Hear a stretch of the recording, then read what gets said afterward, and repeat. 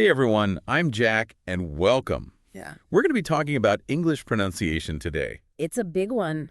It is a big one. You know, it can be a little bit tricky, especially when you're first starting out. Right. So to help us with this, we have a fantastic language specialist with us, Elena. Hi, everyone. Glad to be here. Now, we know you're at the beginning of your English learning journey, Yes. and you might be feeling a little bit unsure about how to make those English sounds. And we're here to give you some tools and tips to kind of get you started. Yeah. One of the first things to understand is that English is made up of sounds. And these sounds, they're like building blocks, and we call them phonemes. Phonemes, yeah. And English has 44 of these unique sounds. 44. It's a lot. But that seems like a lot, yeah. It's kind of like an alphabet. Okay. But instead of letters, we have sounds. So are all of these sounds equally important? That's a good question. Or are some more common or some trickier than others? Some definitely appear more frequently than others. For example, the most common vowel sound in English is called the schwa. The schwa. Oh? And it's represented by this symbol.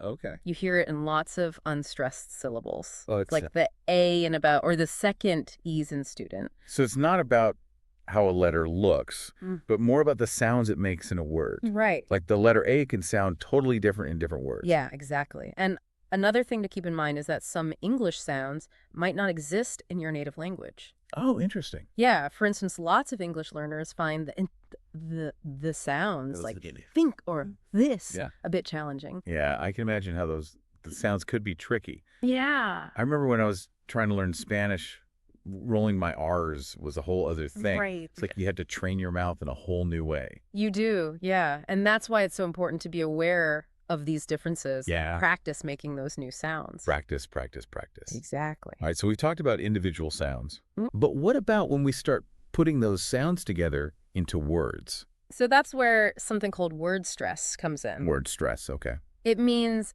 emphasizing a particular syllable within a word. Okay. And here's the interesting part. Changing the stressed syllable can actually change the meaning of the word. Oh, you mean like the word record? Yes, exactly. If you stress the first syllable, it's a noun, like a vinyl record. But if you stress the second syllable, it becomes a verb. Right. Like to record a song. That's right. That's a pretty big difference in meaning from just changing which syllable you're emphasizing. It is. And for learners who want to improve their pronunciation, paying attention to word stress is crucial. Okay. It can really help you understand spoken English better and make yourself understood more easily. That makes sense. Let's take the word photography, for example. Photography. A lot of learners stress the second syllable, Yeah. but the correct pronunciation stresses the first syllable. Photography. Photography. Okay, so it's like those words tomato and potato. Yes. I still get those wrong Yeah. sometimes. We all make these little slips sometimes. It's perfectly normal. Okay, good. Good to know. So I'm not alone. You're not alone. With a bit of practice, it'll become second nature. Exactly. Okay, so we've talked about phonemes, Yes. the building blocks of sounds. We've talked about word stress, emphasizing within words. So what's next? How do we put these words together into sentences? Well, the way we stress words within a sentence is called, you guessed it, sentence stress. Sentence stress. It's all about emphasizing certain words to add meaning and create a natural flow in our speech. Okay. English is what we call a stress-timed language. Stress-timed. This means that the stressed words in a sentence tend to land at roughly equal intervals of time. Oh, so it's like the sentence has a rhythm. Yeah, exactly. It's not about pronouncing each syllable equally, but about finding that beat. You got it. And just imagine if we stressed every word in a sentence equally, it would sound very robotic. Robotic, yeah. Think about this sentence. He lives in a big gold house. He lives in a big gold house. It sounds very different if you say it like this. He lives in a big gold house. Wow, you're right. It sounds really unnatural when every word is stressed. Exactly. That's because in natural speech, we tend to emphasize the most important words in a sentence. In our example, those would be lives, gold, and house. So the sentence would sound more natural if you said it like this. He lives in a big gold house. Exactly. Oh, I hear the difference. Yeah. It sounds much more like a conversation when you emphasize those key words. But how do we know which words to stress? Right. Are there any rules? There are some general guidelines, yes. Okay. Content words like nouns, verbs, adjectives, and adverbs Mm-hmm. usually receive more stress than function words, such as articles, prepositions, and conjunctions. Okay, so like the little words are less important. Kind of, yeah. Okay. However, the exact stress pattern can also depend on the context of the conversation Right. and what the speaker wants to emphasize. So it's a combination of general rules and the speaker's intention. That's right. I guess it's something that comes naturally as you become more familiar with spoken English. You got it. Okay. And speaking of natural speech, there's another interesting aspect of pronunciation we should talk about. Okay, lay it on me. It's called weak forms. Weak forms. Weak forms, yeah. What are those? So weak forms are simply the way we pronounce common words like to, for, and, a, Okay. when they are not stressed in a sentence. So they kind of blend in with the other words and become less noticeable. Exactly. Yep. And here's why it's important. Using weak forms is a key element of sounding natural when you speak English. Really? So it's Yeah. not about like being lazy or mumbling. No, not at all. It's actually about understanding how to make your English flow more smoothly. Exactly. Can you give me an example of what a weak form sounds like? Sure, let's take a simple sentence like, I go to work at 9 a.m. I go to work at 9 a.m. Notice how the words to and at are not stressed and are pronounced in their weak forms. Okay. It sounds like this. I go to work at 9 a.m. Ah, I hear it. It's subtle, but it really does make a difference. It does, yeah. The to almost sounds like a quick ta, Mm-hmm. and the at becomes almost like a soft ut. Yeah. So we've covered individual sounds, word stress, sentence stress, and now weak forms. Yes. Is there anything else we need to know to make our English sound more natural?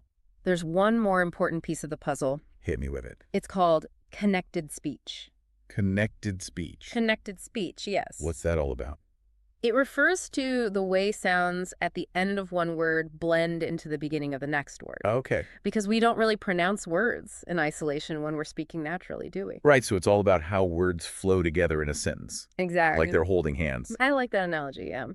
Connected speech helps our speech sound smoother and more effortless. For example, the phrase wake up often ends up being pronounced wake up. Wake up. Yeah, with the K sound blending into the sound. So it just flows together. It flows together. I'm starting to see how all of these different elements work together to create natural-sounding English. Yeah. It's like a puzzle where each piece contributes to the overall picture. It's a great way to put it. This has been really fascinating, Alina. Thank you. But how can our listeners start putting all of this knowledge into practice? Well, practice is key, of course. Of course. And there are a number of techniques you can use to improve your pronunciation. Mm-hmm. One of the most effective methods is called shadowing. Shadowing.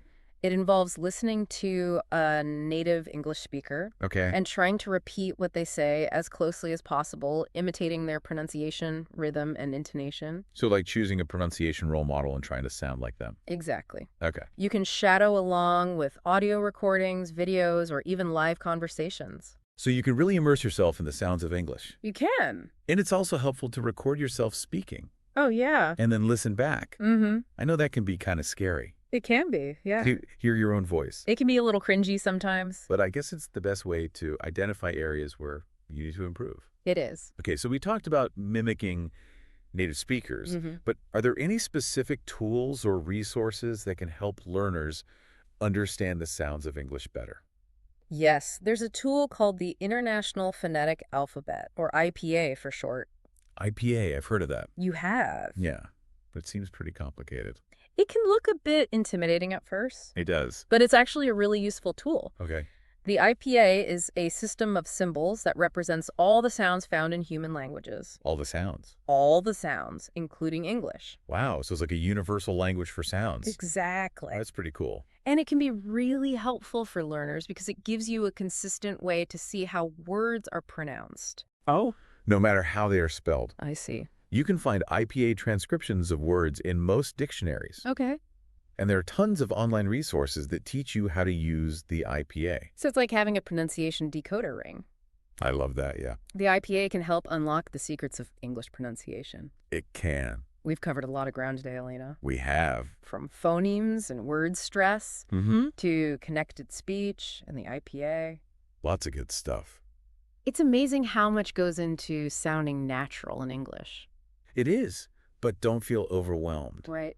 Pronunciation is a journey. Yeah. Every step you take gets you closer to your goal. That's encouraging to hear. I think so. So what's one key takeaway that our listeners should remember from our conversation today? I would say the most important thing is to be aware of the different elements that contribute to English pronunciation. Okay. It's not just about pronouncing individual words correctly. It's about understanding stress, rhythm, intonation, and how sounds connect in natural speech. So it's a holistic approach. Exactly. We need to look at the big picture of pronunciation. You got it. And by focusing on these elements, you'll be well on your way to speaking English with confidence and clarity. Yes. That's a fantastic advice, Elena. Thank you. And for our listener who's eager to improve their pronunciation, what's one specific action they can take today to start practicing? I would recommend choosing a short audio or video clip in English. Okay. And trying to shadow along with the speaker. Shadow along. Pay attention to their pronunciation, their intonation, and the way they connect words. So really try to imitate what you're hearing. Yeah, it's a fun and effective way to immerse yourself in the sounds of English. That's a great idea. Yeah. And for an extra challenge, our listener could even record themselves shadowing. Yes. And then listen back to compare their pronunciation. That's an excellent suggestion. So it's all about getting those pronunciation muscles working. Absolutely. And remember, pronunciation is a skill that develops over time. Be patient with yourself and enjoy the process. Well said, Elena. I think we've covered a lot of ground today. We have. We'll be back in just a bit to explore another important aspect of pronunciation: intonation. Looking forward to it. Me too. Welcome back. We're continuing to explore the world of English pronunciation. It's a fascinating world, isn't it? It really is. And we've already talked about so much. Individual sounds, word stress, and how words connect in sentences. Yeah, those are the fundamentals. They are. But now we're going to move on to something called intonation. Ooh, intonation. Lena, can you tell us a little bit about what intonation is? Sure. Intonation is basically the music of our voices. The music. The music, yeah. It's the way our voices rise and fall when we speak. Okay. It's like adding a melody to our words. Interesting. And just like music, intonation can convey a lot of emotion and meaning. So it's not just what we say, but how we say it. Exactly. Yeah. Even a simple phrase like, "that's great," can have completely different meanings depending on the intonation. Oh, really? Yeah, if you say it with your voice rising, it sounds enthusiastic and genuine, like you're truly impressed. But if you say it with your voice falling, Uh-huh. it might sound sarcastic. Yeah, like you don't really mean it. So intonation can totally change the way our message is received. It can. It helps us express our feelings, our attitude, and even subtle nuances of meaning. Right. It's like adding punctuation to our spoken words. Punctuation. It can make a big difference in how people understand what we're trying to say. That makes sense. Can you give us some more examples of how intonation works in English? Absolutely. Think about how you would ask a simple yes-no question. Okay. Like, "Are you coming?" Are you coming? You'd naturally raise your voice at the end of the sentence, Yeah. making it sound like a genuine question. It would sound strange to say, "Are you coming?" Or, with a flat voice. yeah, it wouldn't really sound like a question at all. More like a statement. More like a statement, right? So rising intonation is often used for questions. Okay, what about for other types of sentences? Well, if you're just stating a fact, your voice usually goes down at the end of the sentence. Like, I'm going to the store. Exactly. It sounds pretty final. It does. We usually use a falling intonation for statements. Okay. But if you were unsure or wanted to check if someone agreed with you, your voice might go up at the end. Oh, like I'm going to the store. Exactly. So intonation helps us signal our intentions. It does. And add those little layers of meaning to our speech. Uh-huh. This is really fascinating, Elena. Thank you. But I have to ask, how can our listeners start developing good intonation in English? Well, one of the best ways to improve your intonation is by simply listening to native English speakers. Okay. Pay attention to the way their voices rise and fall. So like that melody we were talking about. Exactly, that melody of their speech. And you can try mimicking the intonation patterns you hear. So it's about tuning your ear to the music of English. Exactly. Okay. And remember, it's a gradual process. Don't expect to master it overnight. Be patient and have fun with it. Exactly. It's all about discovering the music of English. I like that. And the more you practice, the more natural and expressive your intonation will become. Oh, Will. So it's like the spice of spoken English. Ooh, I like that. It adds flavor and depth to our words. Yeah. It's not just about saying the right words, Yeah. but saying them in a way that conveys what you really mean. I agree. Intonation helps us communicate more effectively and connect with our listeners on a deeper level. We've explored phonemes, word Yes. stress, sentence stress, weak forms, connected speech, We've covered a lot. and now intonation. You. It's really amazing how all of these elements work together to shape the way we sound in English. It's like a beautiful tapestry of sound. Before we move on, is there anything else you'd like to emphasize about the importance of good pronunciation? I think it's important to remember that pronunciation isn't about sounding perfect or imitating native speakers exactly. It's not about being perfect, got it. It's about being clear, understandable, and confident in your communication. So it's about feeling comfortable and empowered to express yourself in English. Exactly. Good pronunciation can really boost your confidence. Yeah. And help you connect with others more effectively. Well said, Elena. Thank you. We're going to take a short break now, but we'll be back soon for the final part of our pronunciation exploration. Can't wait. Me neither, where we'll share some practical tips and resources to help you continue your pronunciation journey. See you soon. Welcome back. We've talked about a lot when it comes to English pronunciation, We have. but now I know our listener wants to put all this knowledge into practice. Right. It's one thing to know about it, but actually using it, Yeah. that's the real magic. So what are some practical tips our listener can use to keep improving their pronunciation? Well, one of the best things you can do is to find resources that are specifically designed for pronunciation practice. Resources. Okay. Yeah, like websites or apps. Websites, apps. Okay. There are so many out there, from interactive exercises to audio recordings and even video lessons. Wow. So many options. Right. And a lot of them are free. Free, even better. And you can choose the ones that best fit your learning style. So you can find something that's fun and engaging. Exactly. And something that fits into your busy schedule. That's important. It is. And another tip is to try and pay attention to pronunciation in your everyday life. In everyday life, so not just when I'm sitting down to study, Yeah, exactly. but even when I'm like relaxing and enjoying myself. Think about all the English you hear around you, Okay. like music, podcasts, or audiobooks. You Oh. can even watch movies and TV shows in English with subtitles. So it's about immersing yourself in the sounds of English. It is, just soaking it all up. Just soaking it up. The more you expose yourself to spoken English, the better your ear will become at recognizing those sounds. And reproducing them, right? And reproducing them, exactly. And I bet it helps build confidence too. Absolutely. Because you hear other people speaking English Yeah. with different accents and levels of fluency. Mm-hmm. And it makes you realize that everyone is on their own language journey. It's true. It's important to remember that everyone has an accent. That's a good point. And there's no one right way to pronounce English. Okay, that's good to remember. The goal is to be clear and understandable. Clear and understandable. Not necessarily to sound exactly like a native speaker. Takes the pressure off a little bit. It does. Speaking of clarity, Yes. here's another tip.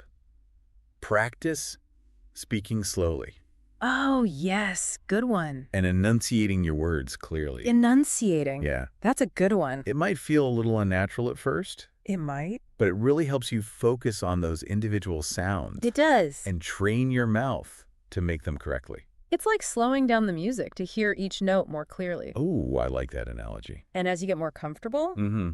you can gradually speed up. Okay, so it's all about finding that balance between clarity and fluency.